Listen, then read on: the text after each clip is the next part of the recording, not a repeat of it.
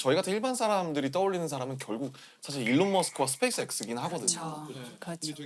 우주 산업에서 일론 머스크의 영향력이 실제로 이제 학자로서 체감하시기에 어느 정도인지. 네, 그러니까 이분이 뭐 회사의 대표이자 경영자이기도 하지만 자기가 실제로 엔지니어기도 하고요. 실제 개발에 참여를 많이 했어요. 원래 페이팔을 만들었었죠. 네네. 페이팔을 하면서 돈을 엄청 끌어모아서 네. 그걸로 성공한 돈을 이제 우주에다가 뿌리고 있죠, 지금.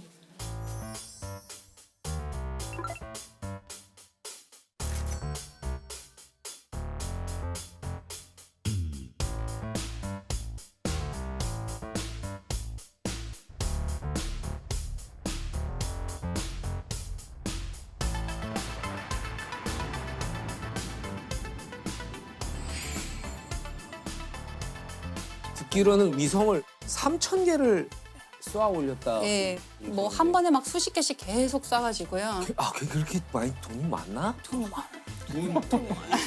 그게 그 스타링크. 네, 그거죠. 그게 스페이스 X가 하고 있는 스타링크인데요. 지구 근처에 인공위성을 엄청나게 많이 띄워서 얘로 네트워크를 망을 만드는 거예요. 지구 어디서나 통신할 수 있게 한다 이런 계획이 되게 많이 있고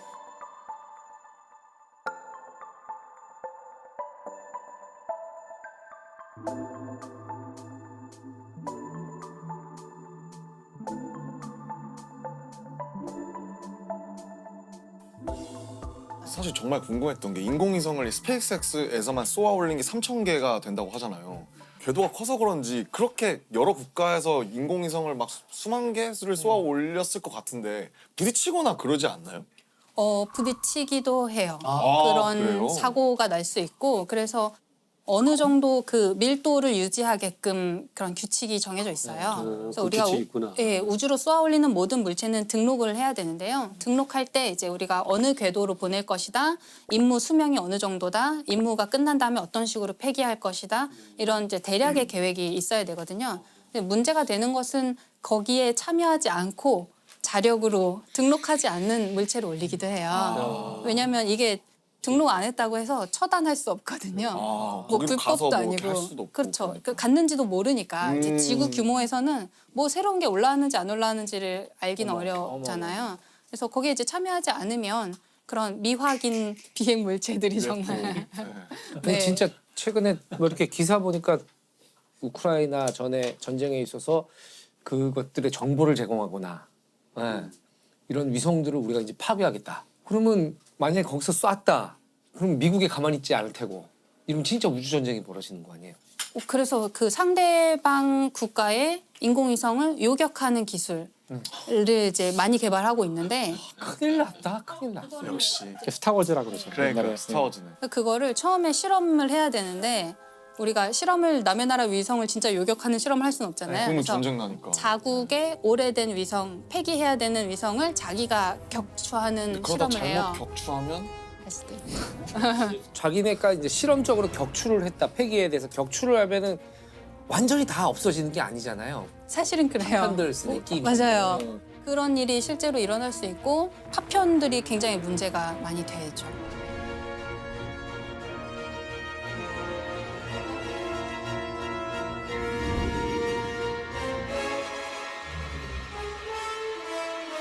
실제로 민가에 떨어져가지고 그러니까 그게 떨어질 수도 있는 거죠. 떨어질 수도 있어요. 대개는 이제 바다로 떨어지게 통제를 하는데요. 애초에 통제가 잘 안 되는 고장난 뭐 이런 경우에는 어디로 떨어질지 통제하기 어렵죠. 자, 그러면은 되게 저는 생소한 말이었는데 일론 머스크가 인류를 뭐 다행성 종족으로 만들겠다라고 네. 선언을 했다는데 그게 이제 일론 머스크 같은 큰 사람이 얘기를 하면 일파만파 전파가 되니까 그런 건데 그렇죠. 일단 트위터를 인수하셨으니까. 네.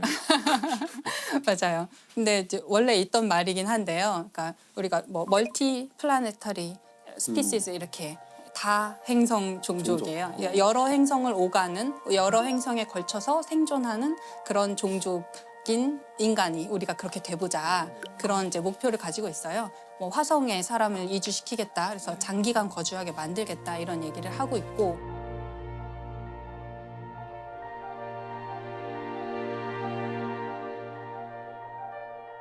화성에 인류를 화성에 보내겠다는 계획을 제안하는 곳은 꽤 있었는데 그 중에 가장 잘하고 있고 가장 잘 살아남아 있고 진짜 할 것 같은 데가 스페이스X예요.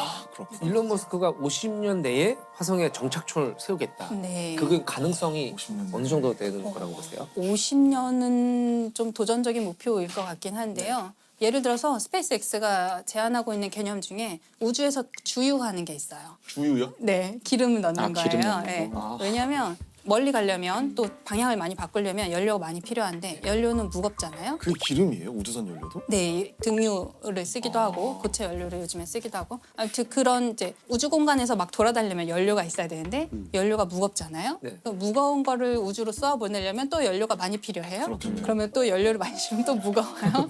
이게 이제 로켓 방정식의 저주라고 사람들이 얘기하는 로켓 공식인데 방정식의 저주. 네, 지구를 탈출하기 위해서 드는 연료와 에너지량을 계산하는 건데요. 네. 연료를 많이 싣고 가고 싶은데 그러면 연료가 또 필요하고 이거예요. 그래서 어디선가 타협점을 어디선가 찾아야 되는데 스페이스X 같은 데서 제안하는 거는 일단 띄워요.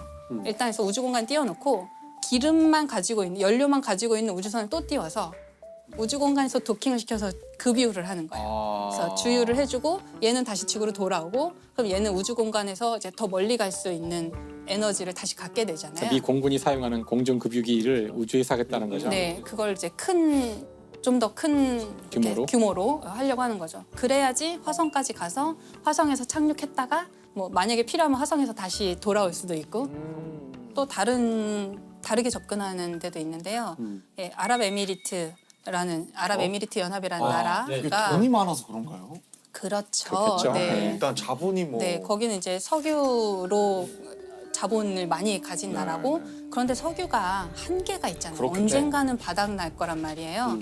그러면 석유를 가지고 경제를 부흥시킨 이 나라는 다음 단계를 이제 미리 대비를 해야 돼요. 네. 그것은 개인 과학자의 차원이 아니라 어쩌면 국가 차원의 미래를 위한 대비일 수도 있겠어요. 이 아랍에미리트가 화성에 2117년까지 도시를 만들겠다. 2117년. 네, 2117년까지 이제 그 계획을 2017년에 발표하면서 아, 100년 100년 내에 안에. 하겠다라고 한 건데요.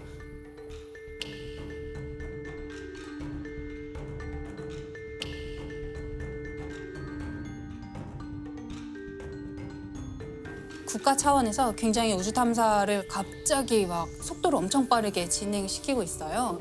인공위성을 띄운 지도 사실 얼마 안 된 나라거든요. 그 인공위성 띄울 때 우리나라 기업에서 기술을 되게 많이 전수해줬거든요. 외부의 도움을 되게 많이 받았던 완전 우주 탐사에서는 신생 국가인데 갑자기 화성에 사람 보내겠다라고 하니까 사람들이 웃었을 수도 있잖아요. 근데 지금 벌써 화성에 탐사선 보냈고요. 아 보냈어요? 네, 진짜요? 몇 년 만에. 그러니까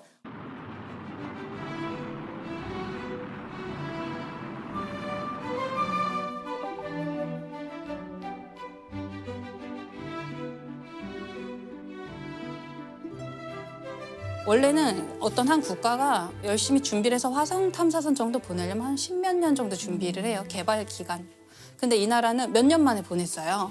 모든 걸 국산화하겠다 이런 전략이 아니고 외부에서 도움을 받을 수 있는 건 다 받겠다. 받아서. 이런 전략을 좀 선택한 것 같아요. 왜냐하면 여기는 우주 탐사를 잘하는 것도 목표지만 화성에 가야 된다는 실제적인 목표가 있기 때문에 첨단 과학부라는 이제 정부 조직이 있는데 거기 장관이 사라 알 아미리라는 장관님이 장관도 하시고 화성에 간 그 아말 프로젝트의 담당자기도 해요. 그래서 자기가 실제로 공학자기도 하고 교육에도 굉장히 관심을 많이 가져서 화성 탐사, 뭐 우주 탐사 이런 걸 하면서 그거에 대한 내용을 교육에 아이들 학교에서 굉장히 많이 가르치게 바꿨다고 하더라고요. 교육 과정을 바꿔서 우주 탐사가 당연한 거야라고 가르치는 교과서를 네. 배우고 자라는 아이들은 우리랑 세대가 완전히 달라지는 그러겠어요. 사고 방식이 달라지는 거죠. 화성 가겠다, 화성 이주하겠다가 국가의 테마가 된 게 재밌더라고요. 현실적으로 가능할까요?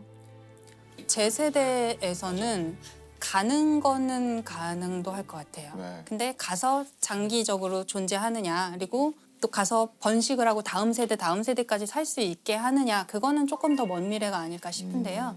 되게 재밌는 게 그거를 우리나라 외교부에서 연구를 한 적이 있어요. 아 그래요? 네. 근데 왜 외교부죠, 근데? 그게?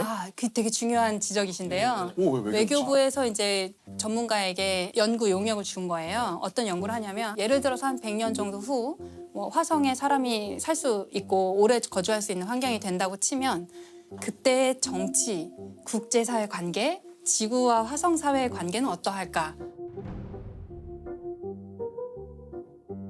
화성을 정치적인 어떤 국제 관계로서 보는 거군요. 네, 가면 네. 외교부 직원이 파견 나가야 되는 거죠. 그럴 수도 있죠. 투표권을 줘야 되는지. 그렇죠. 그리고 화성에 오래 생존을 하고 있으면 이 사람들이 자치권을 요구할 수도 있죠. 우리 더 이상 뭐 한국 사람 안 하고 우리 나라 세울 거야 이럴 수도 있고. 그러니까 지금은 우주 공간에 있는 것은 다 평화적으로 사용해야 되고 누가 개인이나 어떤 국가가 소유할 수 없어요. 그런데 최근에 바뀐 게 미국 정부에서는 달에서 흙을 얼마쯤 가져오면 그게 뭐 그람당 얼마 이런 식으로 해서 팔 수 있게 해주겠다. 국가가 이건 사주겠다. 민간 기업한테 약간 장려하는 느낌인데요. 그렇죠. 그래서 달 좀 가서 파와라 이런 느낌인데. 그러면 다 미국 정부의 입맛에 맞게 탐사를 하려고 그렇죠. 하겠죠. 그리고 나중에 미래에는 뭐 정말 우리가 정착촌이 형성된다면 그 뭐 땅은 모두의 땅이지만 그 기지는 우리 거야라든지 기지 안에 있는 뭐 바닥에 깔아놓은 매트 우리 거니까 밟지 마라든지 다른 형태의 소유권을 주장할 수도 지금 남극이 그렇지 않나요? 남극도 네, 남극도 소유 못하죠. 근데 소유는 못해요. 기지는 자기 거인 거죠. 저는 화성도 만약에 여러 정착촌이 여러 나라 정착촌이 있다면 결국에는 우리 여기서 일어난 일은 지구까지 보고하는데 몇 년 걸리고 우리끼리 해결하는 뭔가를 만들자고 분명히 있을 문제는 지구에서 자꾸 뭔가 시킬 거거든요. 네. 야, 너네 뭐 좀 채취해서 보내. 뭐 좀 하는데 정작 화성에 있는 사람들이 그걸 하려면 우주복 입고 나가갖고 너무 힘들고 막 이런데 이거 언제까지 우리가 이거 지금 계속 받아야 되지? 이런 순간이 올 거라고 생각해요. 독립하겠죠. 네, 독립하자. 이거 연락 끊자. 손절. 야. 그죠. 이걸 누가 했냐면 그런 게 이제 국제 정치나 이런 거를 연구해 본 경험이 있는 사람들이 네. 잘할 수 있는 거죠. 그걸 전공하셔서 석사를 받으시고 SF 소설을 쓰고 있는 배명훈 작가님이 그걸 했어요. 정말 완전 적격자였죠. 이제 SF 소설가라서 이런 화성 환경 잘 아시고 또 국제 정치 너무 잘 아시고 전문가니까 사실 미래를 가장 많이 생각한 사람들이 SF 작가예요. 맞아요. 그래서 사실 미래를 알고 싶으신 분들은 SF를 보면 되거든요. 맞아요. 책을 보면 돼요. 책을 보면 지금 오늘 우리가 한 모든 이야기에 대한 모든 가능성, 여러 가지 가능성들을 이미 다 생각해서 글로 써놨고 심지어는 이야기하지 않은 것도 다 쓰여 있거든요. 맞아요. 네. 아마 그것이 우리가 미래를 시뮬레이트하는 가장 좋은 방법이 뭐 해보는 것보다 SF 소설을 보는 거죠.